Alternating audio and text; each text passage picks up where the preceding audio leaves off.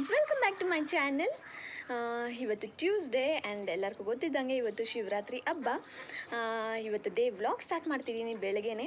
So ಬೆಳಗ್ಗೆನೇ ಸ್ನಾನ ಮಾಡಿದ್ದಾಯಿತು. ಎಲ್ಲ ನೆನ್ನೆನೇ ಪ್ರಿಪ್ರೇಷನ್ ಮಾಡ್ಕೊಬೇಕಾಗಿತ್ತು, ಬಟ್ ಆಫೀಸ್ ಇರೋ ಕಾರಣದಕ್ಕೆ ನಾನೇನು ರೆಡಿ ಮಾಡ್ಕೊಳ್ಳೋದಕ್ಕಾಗಿಲ್ಲ. ಅದಕ್ಕೆ ಇವತ್ತು ರಜೆ ಹಾಕಿದ್ದೀನಿ. ಸೊ ಇವತ್ತು ಬೆಳಗ್ಗೆನೇ ಅದಕ್ಕೆ ಪೂಜೆಗೆ ಫಸ್ಟ್ ರೆಡಿ ಮಾಡ್ಕೊಂಬಿಡೋಣ, ಆಮೇಲೆ ದೇವಸ್ಥಾನಗೂ ಹೋಗೋಣ ಅಂತ ಅಂದ್ಕೊಂಡಿದ್ದೀನಿ. ಸೊ ನೋಡೋಣ ನಾವು ಯಾವ ಥರ ಹಬ್ಬನ ಸೆಲೆಬ್ರೇಟ್ ಮಾಡ್ತೀವಿ ಅಂತ ಹೇಳ್ಬಿಟ್ಟು, ಬಟ್ ಸಿಂಪಲಾಗೇ ಸೆಲೆಬ್ರೇಟ್ ಮಾಡೋದು. Stay tuned. ಸೊ ನಾನು ಇವಾಗ ಫಸ್ಟು ದೇವ್ರ ಮನೆ ರೆಡಿ ಮಾಡ್ಕೊಂಬಿಡೋಣ ಅಂತ ಬಂದಿದ್ದೀನಿ. ಅದಕ್ಕೆ ದೇವ್ರ ಮನೆ ಕ್ಲೀನ್ ಮಾಡ್ಕೊಬೇಕಾದ್ರೆ ಎಲ್ಲ ಐಟಮ್ಸ್ ಫಸ್ಟು ಹೊರಗಡೆ ಇಡ್ತಾಯಿದ್ದೀನಿ. ಆ್ಯಂಡ್ ದೇವ್ರ ಪಾತ್ರೆಗಳು ಸಹ ಇನ್ನೂ ವಾಶ್ ಮಾಡ್ಕೊಂಡಿಲ್ಲ. ಹೇಳಿದ್ನಲ್ಲ, ನೆನ್ನೆನೇ ಮಾಡ್ಕೊಬೇಕಾಗಿತ್ತು, ಬಟ್ ಆಫೀಸ್ ಇರೋ ಕಾರಣಕ್ಕೆ ನಾನು ಯಾವುದೂ ರೆಡಿ ಮಾಡ್ಕೊಳ್ಳೋದಕ್ಕಾಗಿಲ್ಲ.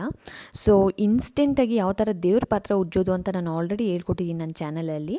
ಯಾರಾದರೂ ನೋಡಿಲ್ಲ ಅಂತೇಳಿದ್ರೆ ಇವಾಗ ನಾನು ಅದನ್ನೇ ಯೂಸ್ ಮಾಡ್ತಾಯಿದ್ದೀನಿ ನೋಡಿ. ಒಂದು ಬೌಲಲ್ಲಿ ಉಪ್ಪು ಸ್ವಲ್ಪ ಮತ್ತು ವಿನಿಗರ್, ಅಕಸ್ಮಾತ್ ವಿನಿಗರ್ ಇಲ್ಲ ಅಂತೇಳಿದ್ರೆ ನೀವು ನಿಂಬೆಹಣ್ಣು ಸಹ ಯೂಸ್ ಮಾಡ್ಕೊಬೋದು. ಮತ್ತು ವಿಮ್ ಅಂತಲೇ ಎಲ್ಲ ಯಾವುದೇ ತರಹ ಜೆಲ್ ಸಹ ನಾವು ಯೂಸ್ ಮಾಡ್ಕೊಬೋದು ಪಾತ್ರೆ ಉಜ್ಜುವಂಥದ್ದು. ಸೊ ಇವು ಮೂರು ಹಾಕ್ಕೊಂಡು ನಾವು ಮಿಕ್ಸ್ ಮಾಡಿಕೊಂಡು ದೇವ್ರ ಪಾತ್ರೆನ ಉಜ್ಕೊಬೋದು. ಈಸಿ ಅಂತ ಅನಿಸುತ್ತೆ. ನೀವು ಪೀತಾಂಬರಿ ಆಗಲಿ ಇಲ್ಲ ಬೇರೆ ಥರದ ಪೌಡರ್ಸಲ್ಲಾಗಲಿ ಎಷ್ಟೇ ಉಜ್ಜಿದ್ರೂ ಸಹ ನೀವು ತಿಕ್ಕಿ ಉಜ್ಜಬೇಕಾಗತ್ತೆ. ಬಟ್ ನೀವು ಈ ರೀತಿ ಉಜ್ಜೋದ್ರಿಂದ ನೀವು ನಾರ್ಮಲ್ ಡೈಲಿ ಪಾತ್ರೆಗಳು ಯಾವ ಥರ ಉಜ್ಬೋದು ಆ ಥರ ಉಜ್ಜಿದ್ರೆ ಸಾಕು, ಫುಲ್ ಶೈನಿಂಗ್ ಆಗುತ್ತೆ, ಜಿಡ್ಡು ಅನ್ನೋದು ಒಂಚೂರು ಇರೋದಿಲ್ಲ. ಸೊ ನಾನು ಉಜ್ಜಿದ ಮೇಲೆ ತೋರಿಸ್ತೀನಿ ಯಾವ ಥರ ಇರುತ್ತೆ ಪಾತ್ರೆಗಳು ಅಂತ ಹೇಳ್ಬಿಟ್ಟು. ಒನ್ಸ್ ಟ್ರೈ ಮಾಡಿ, ನಿಮಗೆ ಗೊತ್ತಾಗುತ್ತೆ ಡಿಫ್ರೆನ್ಸು.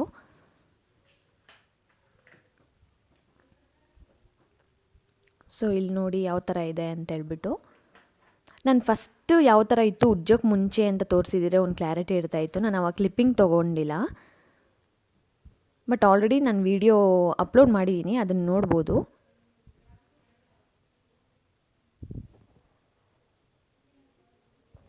ಆ್ಯಂಡ್ ನಾವು ಇದನ್ನು ಹಿತ್ತಾಳೆ ಪಾತ್ರೆ ಉಜ್ಜೋಕ್ಕೂ ಸಹ ಯೂಸ್ ಮಾಡ್ಕೊಬೋದು. ಫುಲ್ ಶೈನಿಂಗ್ ಆಗುತ್ತೆ, ಯಾವುದೇ ಒಂದು ಕಪ್ಪು ಕಲೆಗಳು ಸಹ ಇರೋದಿಲ್ಲ.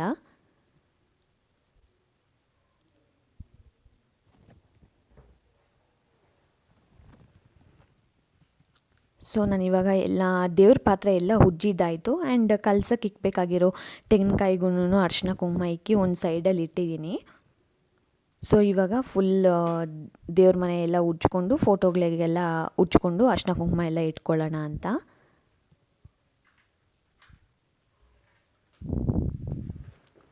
ಸೊ ಇವಾಗ ಇಟ್ಟ ಮೇಲೆ ನೋಡಿ ಯಾವ ಥರ ಇದೆ ಅಂತ ಹೇಳ್ಬಿಟ್ಟು ದೇವ್ರ ಮನೆ.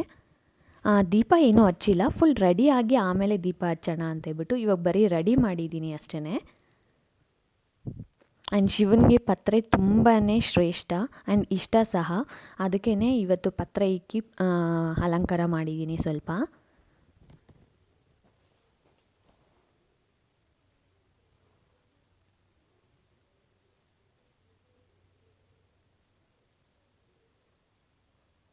ಸೊ ಫ್ರೆಂಡ್ಸ್, ಫೈನಲಿ ರೆಡಿ ಆಗಿದ್ದಾಯಿತು, ದೇವಸ್ಥಾನಕ್ಕಲ್ವಾ ಅಂತ ಹೇಳ್ಬಿಟ್ಟು. ಸೊ ಸೀರೆ ಹಾಕ್ಕೊಂಡಿದ್ದೀನಿ.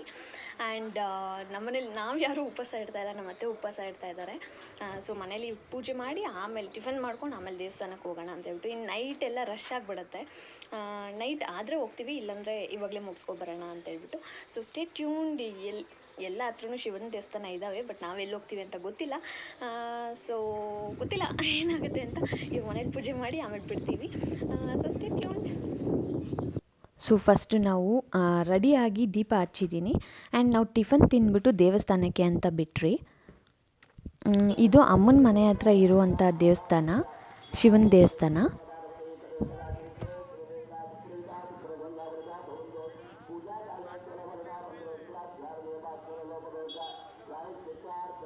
ಸ್ವಲ್ಪ ಜನ ಇದ್ದರು, ಬಟ್ ಫುಲ್ ರಶ್ ಅಂತ ಏನೂ ಅನಿಸಿಲ್ಲ. ಬಿಕಾಸ್ ಎಲ್ಲರೂ ಸಂಜೆ ಮೇಲೆ ಹೋಗ್ತಾರೆ, ಆವಾಗ ರಶ್ ಇರುತ್ತೆ ಅಂತಲೇ ನಾವು ಬೆಳಗ್ಗೆ ಹೋಗಿದ್ದಿದ್ದು.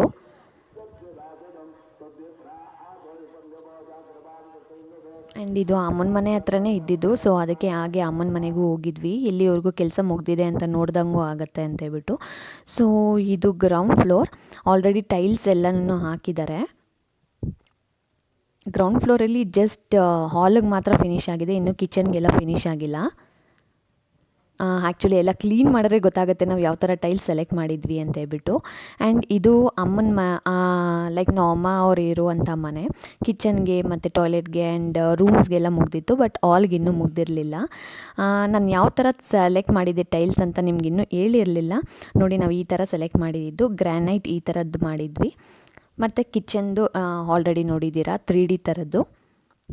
ಮತ್ತು ಟಾಯ್ಲೆಟ್ಸ್ಗೆಲ್ಲನೂ ಆ್ಯನಿಮೇಟೆಡ್ ಸೆಲೆಕ್ಟ್ ಮಾಡಿದ್ವಿ ನಾವು.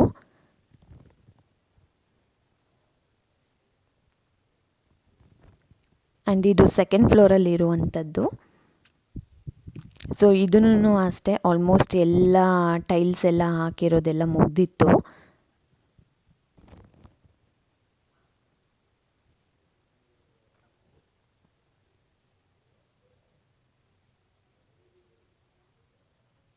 ಸೊ ಎಲ್ಲ ಟಾಯ್ಲೆಟ್ಸ್ಗೂ ನಾವು ಆ್ಯನಿಮೇಟೆಡೇ ಸೆಲೆಕ್ಟ್ ಮಾಡಿದ್ವಿ.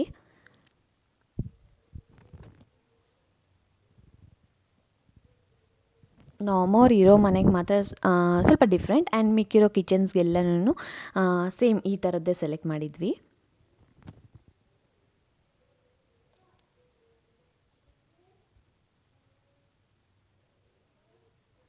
ಆ್ಯಂಡ್ ಇದು ಲಾಸ್ಟ್ ಟೆರೆಸಲ್ಲಿರುವಂತಹ ಮನೆ.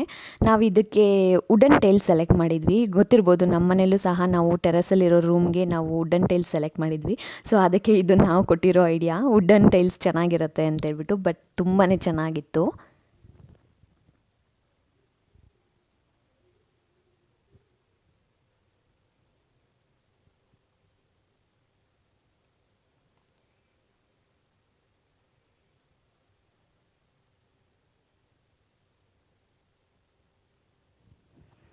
ಆ್ಯಂಡ್ ಇದು ವೀರಭದ್ರ ಸ್ವಾಮಿ ದೇವಸ್ಥಾನ. ನಾವು ದೇವಸ್ಥಾನಕ್ಕೆ ಹೋಗಿಲ್ಲ, ಆಲ್ರೆಡಿ ನಾವು ಶಿವನ ದೇವಸ್ಥಾನಕ್ಕೆ ಹೋಗಿ ಬಂದಿದ್ವಿ ಅಂತ ಹೇಳ್ಬಿಟ್ಟು. ಇದು ಮನೆ ಟೆರೆಸಿಂದನೇ ಕಾಣಿಸ್ತಾ ಇತ್ತು, ಸೊ ಅದಕ್ಕೆ ಹಾಗೆ ಅಂತ ಹೇಳ್ಬಿಟ್ಟು ಒಂದು ಕ್ಲಿಪ್ಪಿಂಗ್ ತೊಗೊಂಡೆ.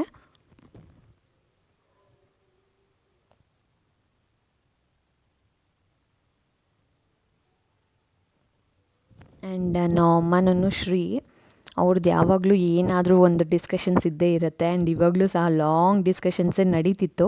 ಆ್ಯಂಡ್ ನಾನು ಸ್ವಲ್ಪ ಕ್ಲಿಪ್ಪಿಂಗ್ಸ್ ಮಾತ್ರ ತೊಗೊಂಡಿದ್ದೀನಿ.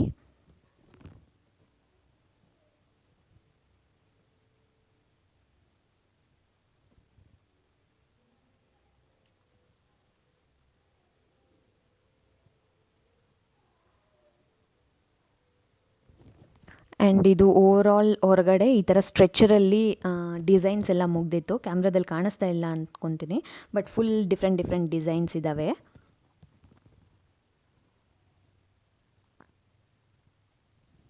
ಆ್ಯಂಡ್ ನಿಮ್ಗೆ ಗೊತ್ತು, ನಾವು ಅಮ್ಮನ ಮನೆ ರಸಗಳೇ ಇರೋ ಕಾರಣಕ್ಕೆ ನಾವು ಅಮ್ಮಂಗೆ ಟೈಮೇ ಸಿಗೋದಿಲ್ಲ.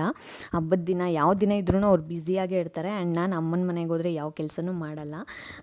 ಸೊ ಇವಾಗ ನಾವು ಅಮ್ಮ ಇನ್ನೂ ಬಾಗಿಲು ಇವಾಗ ತೊಳೆದು ಅರ್ಶಿನ ಕುಂಕುಮ ಎಲ್ಲ ಇಡ್ತಾಯಿದ್ರು.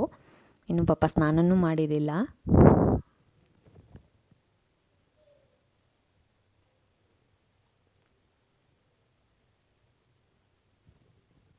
ಬಟ್ ಆಲ್ರೆಡಿ ಅಡುಗೆ ಮಾಡಿದರು. ಮುದ್ದೆ, ಕಾಳು ಸಾರು, ಅನ್ನ ಎಲ್ಲ ಮಾಡಿದರು. ಆ್ಯಂಡ್ ನಾನು ಸ್ವಲ್ಪ ತಿಂದೆ.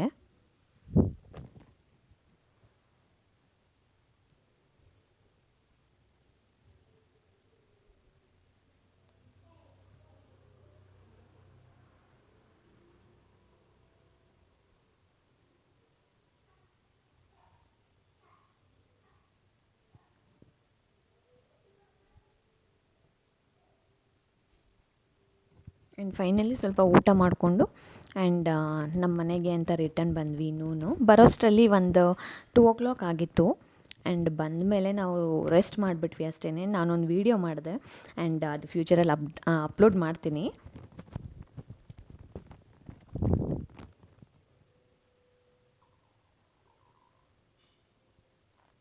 ಸೊ ಅಷ್ಟೇ, ನಮ್ಮ ಅತ್ತೆ ಉಪವಾಸ ಇರೋ ಕಾರಣಕ್ಕೆ ಮಧ್ಯಾಹ್ನ ಏನೂ ಅಡುಗೆ ಮಾಡಿರಲಿಲ್ಲ.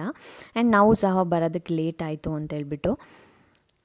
ಸೊ ಅವ್ನು ನೋಡಿ ತೀಟೆ ಮಾಡ್ತಾನೆ ಅಂತೇಳ್ಬಿಟ್ಟು ಸೋಫಾಗೆ ಆ ಥರ ಕಟ್ಟಾಕಿರೋದು. ಆ್ಯಂಡ್ ನಮ್ಮ ಅತ್ತೆ ಬನ್ನು ಮತ್ತು ಟೀ ಮಾಡಿಕೊಟ್ಟಿದ್ರು ಈವ್ನಿಂಗು.